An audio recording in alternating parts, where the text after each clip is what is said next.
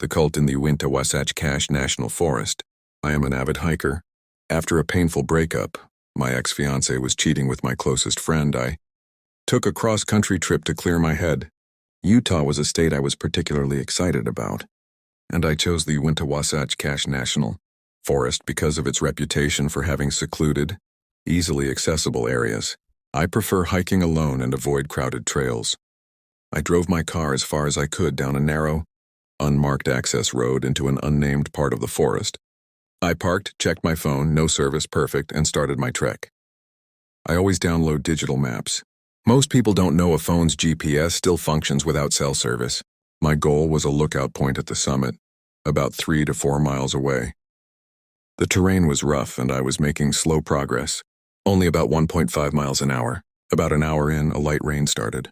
Hiking in the rain is a major pet peeve, so, annoyed, I turned back. Relief washed over me when I spotted my car in the distance, knowing the failed outing would soon be over. That relief instantly curdled into sheer horror when I reached the vehicle. All 4 tires were slashed. This was no coincidence. This was deliberate. Fear set in. I spun around, scanning the dense woods, but saw nothing. The patter of raindrops muffled any other sounds. With no cell service for miles, I was stranded. Walking 20 miles back to civilization down the access road felt too exposed, so I decided I had to reach the high ground of the summit to get a signal. I turned back into the woods, following my original route. About halfway to the peak, I heard it. A faint rustling.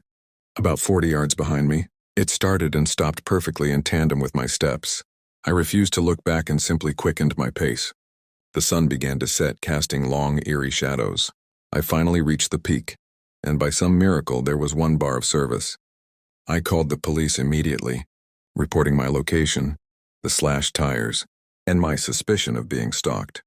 I also mentioned my AA membership. The problem remained. I had to get back to the car before dark. Navigating the forest while avoiding my stalkers, I decided against a direct route, concluding I needed to walk in a semicircle, parallel to the cliff face for a bit, before re-entering the woods at a different angle. I pulled up my map and started. For a while, the silence was a relief. But then I heard a twig snap to my left.